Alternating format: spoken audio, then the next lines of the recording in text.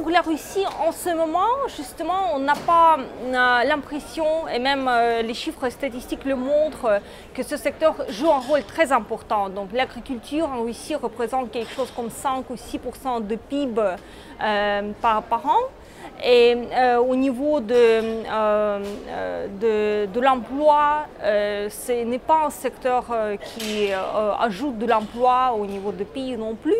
Mais en même temps, il est très probable que si les prix agricoles vont continuer à augmenter, pour la Russie, il fera le sens d'investir dans ce secteur et justement de faire tout possible pour que sa part dans l'économie augmente, afin de devenir moins dépendant de ce que se passe dans l'économie mondiale sur le marché mondial et afin de diminuer un peu la volatilité des prix.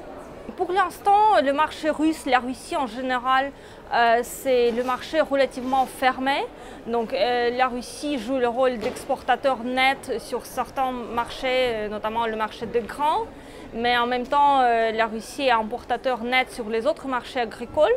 Et c'est vrai qu'au niveau des relations avec les pays européens, c'est surtout le commerce qui implique le pétrole et le gaz, donc non pas vraiment les cultures agricoles.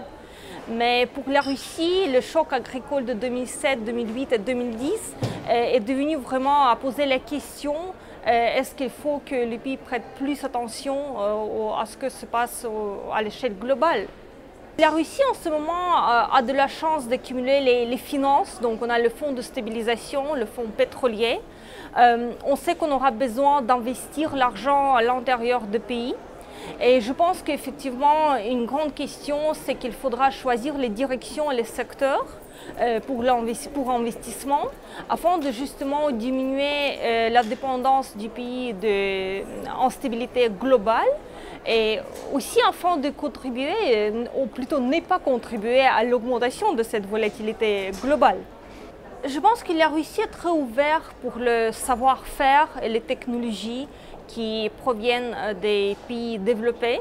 Et je pense que c'est le fait acquis qu'on aura besoin de ce type de coopération. Et je pense que justement ce que la Russie peut rapporter de son part, c'est qu'on a le terrain. Et je veux dire ça, au futur, ça va être un grand avantage par rapport à un grand nombre d'autres pays. On a quand même la possibilité et les finances pour investir et créer l'infrastructure. Mais je pense qu'on sera vraiment capable de coopérer afin peut-être de faire venir les investisseurs étrangers, directs ou juste financiers, avec leur technologie, savoir-faire et aussi volonté d'aider à assurer la croissance efficace du secteur agricole. Au niveau climatique en Russie, il est bien évident que par exemple au niveau d'exploitation de toutes les terres en Sibérie, le coût d'exploitation sera trop élevé. Donc je pense que la première question qui se pose, c'est vraiment comment d'assurer l'efficacité plus élevée d'exploitation des terrains en Russie centrale. Qui, je pense, ne sont pas exploités à 100% en ce moment et qui nécessitent vraiment les meilleures technologies ou la meilleure infrastructure du marché.